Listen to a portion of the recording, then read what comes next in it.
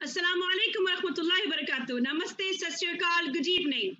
To all my viewers around the world, welcome you again, Amrina, with a special and a promising note again at your end. And this time, a special guest is none other than a famous rapper. Yes, the way he actually delivers rap is so amazing, so concrete. It has full of volume and life into it. क्या प्यारी अंदाज से rap करते हैं, ऐसे लगता है कि वो मौजूदा हालात में आपको लेकर जा रहे हैं, आपके साथ वो चीज बीतती है, आप बीती। ओह क्या बताऊं मैं इन्हें, इनके बारे में अल्फाज कम है। बहुत छोटे से स्पैन ऑफ टाइम में 5 मिलियन व्यूअर्स इनके पास फॉलो करते हैं इनको बाजाब्ता। He is known as RCR. Please put your hands together to welcome him on board with me, all the way from Punjab, Amritsar.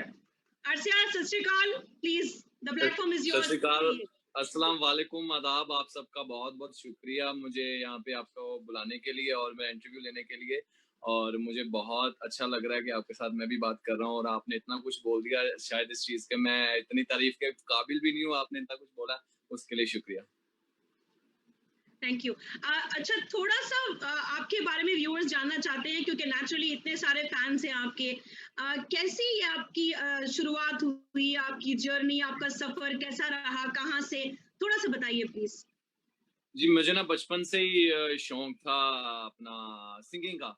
मैं पहले कव्वाली ग्रुप में होता था स्कूल में और अच्छा मतलब ठीक-ठाक ही गाता था, तो मैं कोरस सिंगिंग करता था। तो उस दौरान हमें हमारी टीम को मौका मिला इंडिया गॉट टैलेंट जाने का और वहाँ पे हम मतलब एक टीवी पे रियलिटी शो था, वहाँ जाने का मौका मिला। उस दौरान मेरा गला जो था खराब हो गया, मतलब एक डिसीज़ हो गया गले में।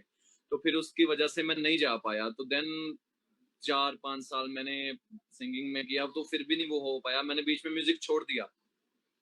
देन मैं इसके बाद रैपिंग पे आया और रैपिंग में मुझे लगा कि नहीं ये मैं अच्छा लिख रहा हूँ और धीरे-धीरे जो मेरे गले में डिसीज़ था, वो भी ठीक हो गया और उसके बाद अपना मैं लिखता गया और पहले एक रैप लिखा एक रात में, देन मैंने बहुत सारी चीज़ें लिखी, धीरे-धीरे फिर मैं सूफ़ीज़्म पढ़ने लगा, संतों जो संत फ़कीर जो मतलब होते थे, तो उससे मेरी शायरी में काफ़ी फिटनेस आई। तो देन उसके बाद मैं दिल है हिंदुस्तानी में मैंने ऑडिशन दी है, वहाँ मैं सेलेक्ट हुआ, टॉप 9 में वहाँ पे था। देन उसके बाद मैं साल बाद एमटीवी हसल में मैं एज़ ए कंटेस्टेंट बन के आया और आज आपके सामने। Very nice. अच्छा, ये जो सफर रहा आपका, आपने रैप क्यों चूज किया, गाना या फिर गजलियात या फिर क्लासिकल, क्यों नहीं? मैं पहले मैंने बोला क्लासिकल ही करता था। एक तो इसमें ये था कि मुझे म्यूजिक के साथ जुड़ना था किसी भी तरीके से। जो गले में डिसीज था उसके कारण मैं मतलब हाई स्केल, क्योंकि म्यूजिक में क्लासिकल में पिचेस होती हैं, जैसे आप हाई स्केल में जाते हो, मिडिल ऑक्टेव में जाते हो, लो ऑक्टेव में जाते हो, तो वो गले में स्ट्रेन पड़ता था और पेन होती थी। रैप का क्या, मैंने सोचा कि मैं क्या एक ही टोन में इंसान धीरे धीरे गा सकता है, बट उसके बाद क्या हुआ, मेरा गला भी ठीक हो गया, आज मैं थोड़ी बहुत सिंगिंग भी कर लेता हूँ, तो वो उस परमात्मा का शुक्र है। रैप मैंने इसलिए मैंने चुना और रैप ने मुझे इसलिए चुना क्योंकि हमारे पास एक लिबर्टी है, हमारे पास एक मतलब है कि हम कुछ भी लिख सकते हैं इंसान के लिए, जहाँ अपने जज्बात होते हैं, जैसे आपके दिल में क्या चल रहा है, हम इंसान वो चीज भी लिख रहे हैं जो किसी के साथ रिलेट कर जाती है, चीज जो मतलब हो रहा है आसपास सोसाइटी में, जो चीजें चल रही हैं वो मैं लिख सकता हूँ। मेरे पास एक मतलब भीड़ से अलग चीज हो जाती है कि अगर मैं कुछ लिखूंगा तो लोग मुझे सुनेंगे, तो मैं अपनी मतलब कलम से लोगों में जागरूकता फैला सकता हूँ, एंटरटेन कर सकता हूँ उनके लिए, मतलब उनको मजा आएगा मुझे सुन के। तो यही है, मुझे एंटरटेनर बनना था, मुझे एक स्टोरी टेलर बनना था, मुझे एक मतलब जो जज्बात लिख सके वो मुझे बनना था, जो इंसान सामने वाला मुझे रिलेट कर सके अपने आप से और जो उसको लगे कि यार ये मेरे दिल की बात है, ये इसने कह दी, मुझे ये बनना था। इसलिए मैंने रैप चूज किया कि मैं इसमें लिख सकता हूँ और सामने वाला बंदा रिलेट कर जाए मेरी चीज को, अपनी समझे। दैट्स व्हाई मैंने रैप चुना। Very well said. अच्छा, इतनी मतलब शोहरत मिलने के बाद ऐसे अचानक से होता है काफी लोगों के साथ, क्योंकि हर इंसान छोटे से आगे बढ़ता है, तो कभी आपको ऐसा महसूस हुआ कि आप बॉर्डर लाइंस अपने पार कर रहे हैं, जैसे कि अब मैं फेमस हो चुका हूँ, काफी ऐसे कोई फैंस है जो आपसे मिलना चाहते हैं, तो आप उसको कैसा टैकल करते हैं, like how do you handle that, कैसे? फेमस तो मैं एक चीज बोलूँ, ये तो बस उस परमात्मा का मैं मेहरबानी कहूंगा या उस रब की मेहरबानी कहूंगा, जो मतलब क्योंकि बहुत सारे आर्टिस्ट हैं, है ना, हुनर सब में होता है। बट जिस पे उसकी रहमत हो जाए, जिसको वो अपना दे दे वो चीज़। तो उस परमात्मा ने, उस रब ने मेरे पे रहमत की और आज उसकी बदौलत ही मेरे पास शोहरत है और आप सबके प्यार की वजह से, फैन्स के प्यार की वजह से इस चीज़ का घमंड करूँ तो अगर वो मुझे दे सकता है, तो वो छीन भी सकता है। तो इसलिए मैं ये चीज़ दिमाग में रखता हूँ कि जितना हो सके लोगों से प्यार से बात करनी चाहिए और बहुत हम्बल तरीके से, और क्योंकि वो भी हमारे जैसे इंसान हैं, अगर वो हमसे प्यार करते हैं तो कोई मुझे मिलने आता है घर पे या कोई मुझे मैसेज करता है या जिनसे मैं अब जितना बात कर सकूँ अपने फैन्स को, मैं उनको उतना वक़्त देता हूँ कि वो मतलब ये ना फ़ील करें कि मैं कोई स्टार हूँ या मैं कोई सेलिब्रिटी हूँ। ये वो फ़ील करें कि यार ये हमारा ही बंदा है, ये हमारा दोस्त है। ऐसे मतलब अगर वो मुझे समझे तो मुझे ज़्यादा खुशी होता है। इसी तरीके से मैं उनके साथ ट्रीट करता हूँ। Very nice. अच्छा, आपको मेरे ज़हन में सवाल था स्पेशली आपसे पूछना कि ये आजकल जो चल रहा है जातिवाद के बारे में, अमेरिका में भी आप देख रहे हैं, गोरों को, कालों को लेकर, तो इसके बारे में कुछ कहिए, क्या मतलब आपकी राय क्या है इसमें? क्योंकि आप ऐसे लिखते हैं जो दिल को छूता है, तो नेचुरली आपके पास तो जी। काफ़ी मटेरियल होगा इस बारे में बोलने। मैंने एक मेरा रैप था ले जा कहीं दूर खुदा, आप अगर वो सुनेंगे तो आपको इस चीज़ के बारे में लिखा कि हम देखो रंगों को लेके लड़ते हैं या हम जात-पात को लेके लड़ते हैं, तो जब उस भगवान ने हमें नीचे भेजा तो उसने कोई ज़ात नहीं बनाई इंसान की, ना उसने कुछ, क्योंकि ज जो भी पैगंबर आए हैं उन्होंने ज़ात-पात में बाँटने के लिए नहीं आए थे, बल्कि वो सबको उन्होंने एक कहा, कोई छोटा है, कोई बड़ा है। बाबा नानक देव जी ने गुरबानी में भी लिखा था कि अवल अल्लाह नूर पाया कुदरत के सब बंदे, एक नूर ते सब जग उपजे कौन भले को मंदे। उस एक नूर हुँ, से, एक रोशनी से पूरी दुनिया आई है। पूरी दुनिया में जो कायनात उसने बनाई है, इंसानों को बनाया, वो एक नूर से बना, उस परमात्मा के, उस अल्लाह के नूर से बने हैं। कौन नीचा, कौन ऊँचा, कौन सही और कौन गलत, कौन छोटा, कौन बड़ा, सब एक जैसे हैं। और ये इंसान है ना जो क्योंकि आजकल क्या सीन है, जो हमारा यूथ है, जहाँ क्योंकि गलत चीज़ों की ओर ज़्यादा जा रहा है। हुँ, मतलब अगर हम बात करें कि कुछ वक़्त अगर हम कोई होली बुक पढ़ लें या कुरान पढ़ लें, बाइबल या गीता पढ़ लें या गुरबानी पढ़ लें या कुछ सुनें, उसके बजाय वो कुछ और चीज़ें करना पसंद करेंगे, इसलिए उनके दिमाग में ये चीज़ जाती नहीं है कि सही-गलत का फ़र्क उनको इतना पता नहीं, वो अपनी मर्ज़ी से फिर चलते हैं। तो जो इंसान फिर अपने दिल की मर्ज़ी करता है, उसके लिए फिर कुछ किसी ने कुछ बात कह दी, यार तूने मुझे ये क्यों कहा, तूने मुझे वो क्यों कहा? और शुरू में उनकी भी गलती नहीं है, जो रेसिज़्म करते हैं, उनको सिखाया यही गया कि यार ये सामने वाला बंदा है, ये हमारा दुश्मन है।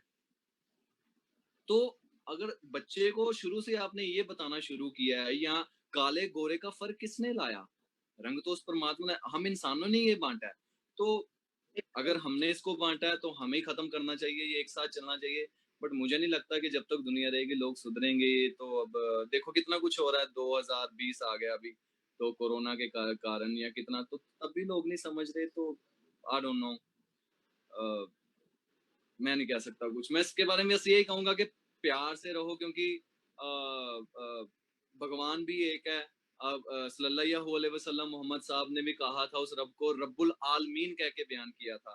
ठीक है, कहने को वो ये भी कह सकते थे रब्बुल मुसलमीन, कि वो बहुत रब अच्छी अकेले बात कही मुसल है, फिर से रिपीट करिए आरसी प्लीज। व्यूअर्स ये बात को प्लीज सुनिए, बहुत प्यारी तरीके से आरसी ने कहा है। यू हैव टू ये listen to this, please repeat ये करिए। ये ये मेरे शब्द नहीं, ये मेरे मुर्शिद के शब्द हैं कि उस परमात्मा ने जब सल्लल्लाहु अलैहि वसल्लम साहब ने उस रब को रब्बुल आलमीन कह के बयान किया है। ठीक है, कहने को वो ये भी कह सकते थे कि रब्बुल मुसलमीन, कि रब बस मुसलमानों का है, उस पूरे जहान का नहीं है। वो हर एक इंसान जो दुनिया में छोटे-छोटे कीड़े हैं, छोटे-छोटे पतंगे हैं, या हम कोई भी ज़िंदगी के, या अपना बूढ़ा, बड़ा, काला, गोरा, वो सबके लिए एक है। वो एक लाइट है, वो एक जोत है, वो एक रोशनी है, वो सबके लिए एक है।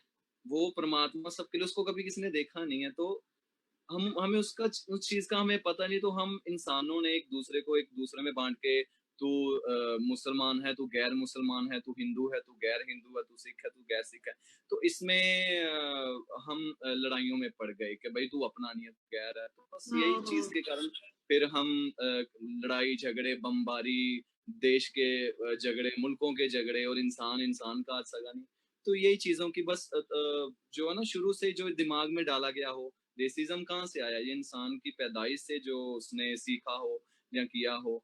या उसकी परवरिश, जिस तरह का माहौल हो वैसे इंसान बन जाता है। Very well said. एक और सवाल की तरफ मैं बढ़ती हूँ। अपने शब्द आपको, हाँ, क्या आपको लगता है कि रैपर होना अपने में एक अलग अंदाज है, एक अलग बात जी है? बेशक, जी जी जी, बेशक बेशक। मैं तो ये एक लाइन देखो, में बताइए। एक लाइन में बताऊं? रैपर होना अलग बात है, क्योंकि हम दूसरों की दूसरे इंसान जो चीज बता नहीं पाते हम वो लिख के बता सकते हैं, दैट्स व्हाई हम अलग हैं उनसे। बहुत अच्छा। ठीक है, एक और सवाल। मैं आपके प्रोफाइल के मतलब देख रही थी, तो उसमें मुझे एक चीज़ बहुत पसंद आई, जिसमें ये लिखा हुआ था कि मोहब्बत तुम और तुम मेरे खास हो, जितने हो दूर तुम उतने ही पास हो। ठीक है, तो पास हो। इसके बारे में कुछ कहिए प्लीज। ये हम किसी की याद में लिख सकते हैं, अगर आप किसी को प्यार करते हैं, अगर आप आज आपके साथ नहीं है तो, पर वो आपके ख्यालों में है। ज़रूरी नहीं होता कि जिससे आप प्यार करते हो वो हमेशा आपके सामने मौजूद हो। कई बार उसकी यादों में रहना, उसके ख्यालों में रहने को भी मोहब्बत कहते हैं। शरीर सामने होना ज़रूरी नहीं है, अगर उसकी याद आपके ज़हन में है या उसका ख्याल आपके ज़हन में है, तो वो इंसान आपके, या वो कुछ भी हो, वो परमात्मा, अल्लाह हो या कोई इंसान हो, वो आपके करीब ही रहता है, क्योंकि आपने उसको अपने ख्यालों में बिठा लिया हुआ है। वो आपसे कभी दूर नहीं जा सकता। ये आप पे मुनज़्ज़िर है, आप उसको कितना दूर समझते हैं और कितना करीब समझते हैं। तो आपको, आपने जो ये लिखा है आरसी, रीजन क्या है ये लिखने का? मतलब नेचुरली लोग आप बीती लिखते हैं या किसी और भी कुछ ऐसे, मतलब रीजन क्या था आपका ये लिखने के लिए? जाहिर बात है कुछ रीजन चाहिए इंसान को, राइट? या बहुत वक्त से ना इंसान मैं यही कहूँगा कि मैं आपको कैसे बताऊँ,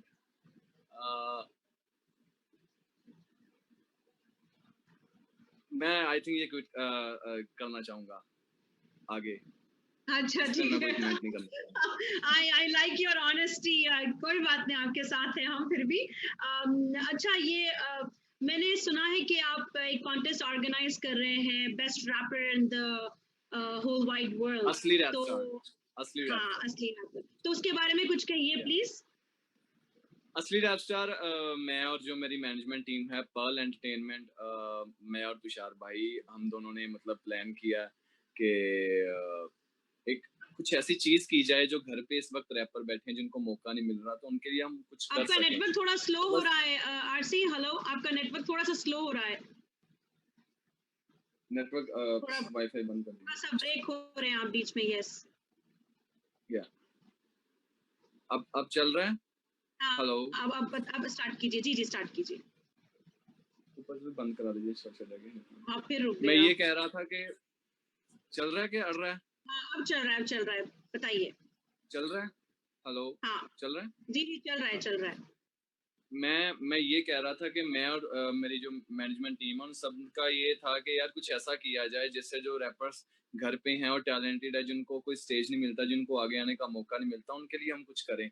इसलिए फिर हम एक शो लेके आए जिसमें रैपर अपने वीडियोस भेजेंगे हमको और हम उनमें से रैपर निकालेंगे, और जो विनर है उसको 51,000 का इनाम दिया जाएगा, और सेकंड जो होगा उसको 21,000, और थर्ड को 11,000 का इनाम दिया जाएगा, और साथ में गिफ्ट हैम्पर्स, और फर्स्ट वाले को कोलैबोरेशन करने का मौका मिल सकता है जजिस में किसी के साथ। तो ये एक अपॉर्चुनिटी है उनके लिए, और हमें भी उनसे बहुत कुछ सीखने को मिलेगा, क्योंकि जितने नए नए रैपर्स आएंगे, जितने नए नए लोग आएंगे, मैं भी 4 चीजें सीखूंगा और हमसे भी वो कुछ सीखेंगे। तो बस ये सिलसिला जारी रहना चाहिए, हालात कैसे भी हों, कुछ भी। आज ये वक्त है तो इस पे लोगों के एंटरटेनमेंट के लिए वीडियोस डालेंगे हम, रैपर्स की शॉर्ट लिस्टेड करेंगे तो लोग भी एंटरटेन होंगे, और रैपर्स को आगे आने का मौका भी मिलेगा, और हमें भी कुछ सीखने के लिए मिलेगा। बस यही वजह थी ये शो शुरू करने की। लेकिन आप लोग सेग्रीगेट कैसा करेंगे कंट्री वाइज? जैसे सऊदी अरब से अलग एंड देन दुबई से अलग, तो how do you gonna do? Because there will be बहुत सारे रहेंगे, राइट? तो कैसे आप सऊदी कोलैबोरेशन अरब क्या से? बोल रहे हैं आप? कोलैबोरेशन?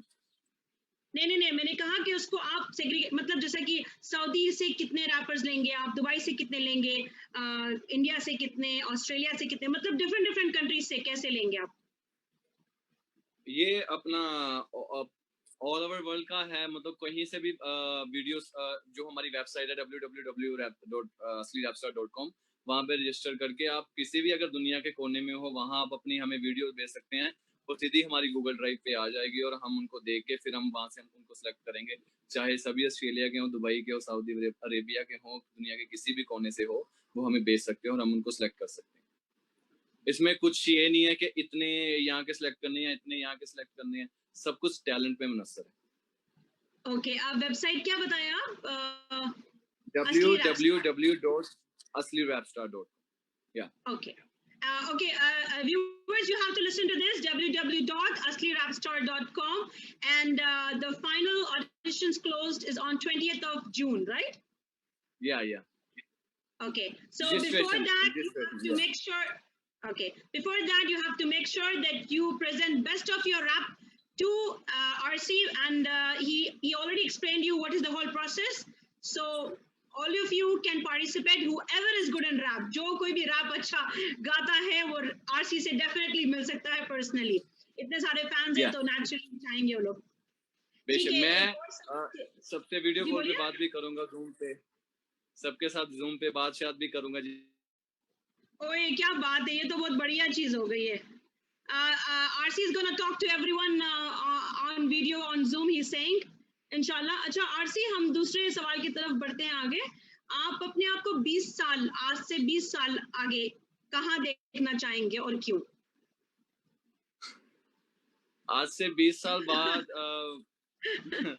बहुत कुछ सोचा है कि जिंदगी में बस मैंने कुछ ऐसा करना है कि जब मैं दुनिया से जाऊं तो लोग मुझे रहती दुनिया तक याद रखें.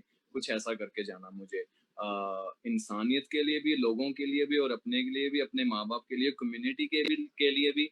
और बस यही हसरत है, कुछ ऐसा करूं कि लोग याद रखें कि कोई एक इंसान था आरसीआर नाम का. बस ये कहना चाहता हूँ. Very nice. खाना क्या पसंद करते हैं आप? आपकी फेवरेट डिश क्या है? खाना यार मैं ना, मेरे इतने नखरे नहीं, मुझे कुछ भी चल जाता, बट कुछ है मेरा, जैसे चने की दाल हो गई, राजमा चावल.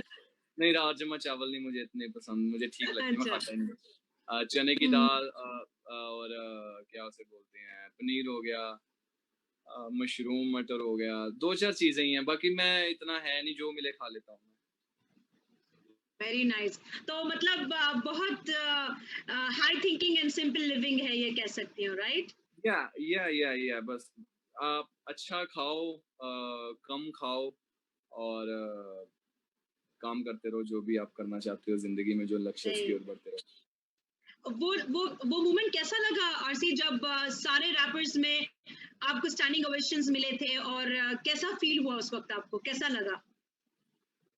सच में कहूँ तो मुझे बहुत ब्लेस्ड फील हुआ कि जिंदगी में मेरा क्या सीन है, मैं अंदर से बहुत इमोशनल हो जाता हूँ, मेरी आंखों में वो चीज शायद दिखती है, नहीं दिखती, वो बाहर नहीं आ पाती. तो मैं क्योंकि सपना देखता था ना इन चीजों का, जब टीवी पे रियलिटी शो देखता था तो लोग खड़े होकर स्टैंडिंग ओवेशन करते थे, इतने बड़े लेजेंड लोग.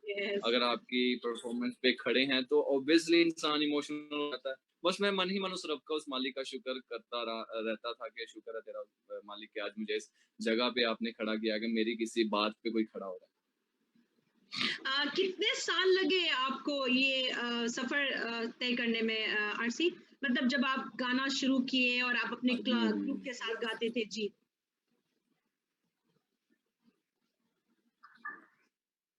आपका नेटवर्क थोड़ा सा हो गया था इशू, आप फिर से बोलिए. आपका नेटवर्क का इशू है यहाँ पे, आपका bad. It's okay, no problem. मैं फिर से रिपीट करती हूँ. मैं ये पूछना चाह रही हूँ कि आपका सफर कैसा रहा? कितने साल लगे आपको इस सफर में, मतलब जब से आप अमृतसर से निकले एंड देन यू केम? मुझे 8 साल से मैं कर रहा हूँ अपना जो रैप म्यूजिक, और अब मैं, हेलो सुन पा रहे हैं आप मुझे? हाँ सुन रही हूँ, बोलिए आप, मैं सुन रही हूँ, आपके साथ हूँ. मुझे 8 साल लग गए, मतलब यहाँ तक आते आते 8-9 साल पहले मैंने पहला रैप लिखा था, और आज ये जो सफर था बहुत ही लंबी कहानी है. अगर मैं स्टेप बाय स्टेप बताने जाऊं तो 2-4-5 घंटे भी बीत जाएंगे और वो खत्म नहीं होगी. बट ये कहूंगा बहुत सारे उतराव थे, बहुत सारे चढ़ाव थे, बारिश थी, गर्मी थी, पतझड़ का मौसम था, आंधियां तूफान थे, बट उसको मालिक ने हौसला दिया कि इसको पार के जाना है और अपनी मंजिल तक पहुंचना। भी मंजिल तो और भी है, इंसान को बढ़ते रहना चाहिए आगे। तो बहुत सारे ख्वाब हैं और उन पे काम कर रहा हूँ और उनके लिए मैं अभी भी मेहनत मुशक्कत कर रहा हूँ। इंशाल्लाह वो भी जल्दी मैं हासिल कर लूंगा उस मालिक की वजह से। इंशाल्लाह, श्योर इंशाल्लाह। RC, thank you so much जुड़े रहने के लिए, बात करने के लिए इतनी देर तक हमारे साथ, और खासतौर पे मुझे टाइम देने के लिए, मेरे व्यूअर्स को टाइम देने के लिए। जाने से पहले एक मिनट, मैं अपने छोटा सा फोन का रैप आपकी तरफ फोन से, का प्लीज। नेटवर्क ऑन करूं मैं वेट, अब फोन का नेटवर्क ऑन करता हूँ। आपका नेटवर्क थोड़ा सा लो बता रहा है, नेटवर्क इसमें यहाँ पर आ रहा है आपका नेटवर्क लो है। अब ठीक हुआ? हाँ ठीक हुआ, लेकिन आपका चेहरा नहीं दिख रहा है। हाँ अब दिख रहा है, अब परफेक्ट है। अब परफेक्ट है? हाँ परफेक्ट। तो मैं ये कह रही हूँ कि जाने से पहले मैंने कहा कि बहुत बहुत शुक्रिया आपका, धन्यवाद हमारे साथ जुड़ने के लिए, खास तौर पे मेरे लिए, मेरे चैनल के लिए, मेरे व्यूअर्स के लिए। मेरे लिए मतलब मैं हमेशा से ना एक अच्छे से नगीनों को चुनती हूँ जो कुछ करके सफर अपना बहुत मुश्किल से आगे बढ़े हैं, क्योंकि वैसे तो बहुत कोई है दुनिया में, काफी लोग हैं, लेकिन वो कहते हैं ना कि पिक करके आप व्यूअर्स तक पहुंचाना ही मेरा मेन मोटो है। तो जाने से पहले आरसी प्लीज थोड़ा सा रैप आपकी तरफ से हो जाए, हमारे हम सब के लिए, मतलब हम चाहेंगे। कौन सा आप रैप सुनना चाहेंगे? आपकी मर्जी, जो आपको अच्छा लगे आप करिए, नो प्रॉब्लम। मैं ऐ दिल मुश्किल सुना देता हूँ जो सबने बहुत सुना। हाँ ठीक है। तू सफर मेरा है, तू ही मेरी मंजिल, तेरे बिना गुजारा ऐ दिल है मुश्किल। आज भी ख्याल तेरा सोने नहीं देता, आज भी मुझे किसी का होने नहीं देता। आंखों में समंदर भर के देखूं तेरी फोटो पर, तेरा हंसता चेहरा मुझे रोने नहीं देता। काश धुएं की तरह तेरी यादों में उड़ जाऊं, हस्ती मिटा के खुद की तुझसे जुड़ जाऊं। आ उस भीड़ में फिर एक दफा मुझे मार आवाज, तुझे सुन पीछे मुड़ जाऊं। याद कर बाहों में बाहें डाल तेरा चलना, करूं किसी लड़की का जिक्र तेरा जलना। कहां से लाई इतनी दरिया दिली जाना, पहले जख्म देना फिर मरहम लगा के मलना।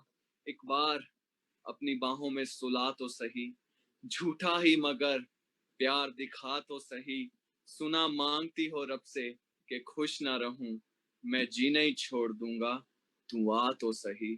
और कितना लिखूं मैं तेरी याद में, कोई दम नहीं मेरी फरियाद में। रूह भी मुझसे मेरी छीन के ले गई, मैं ना रहा तेरे बाद में। Thank you. Super beautiful. मैंने सुना था टीवी पर, लेकिन आज जो लाइव देखी हूँ ना, उसमें मजा ही कुछ और है, स्पेशली मतलब मेरे लिए बहुत अच्छा लग रहा है। व्यूअर्स, मुझे उम्मीद है और इस बात की बहुत खुशी है कि आरसी ने हमें टाइम दिया है उनके बिजी स्केड्यूल के बावजूद, because he is into auditions right now, and I am wishing him all the success, all the prosperity in life. आपको ऊपर वाला और आगे लेके जाए और कामयाबी दे, और इंशाल्लाह अगर इंडिया आना हुआ कोरोना के बाद तो मैं जरूर मुलाकात करूंगी। बहुत बहुत शुक्रिया और अपना ख्याल रखिए। सत श्री अकाल। Thank you so much. Stay tuned with me for another show with somebody else on my track with a special guest again. Till then, catch you later. Bye bye.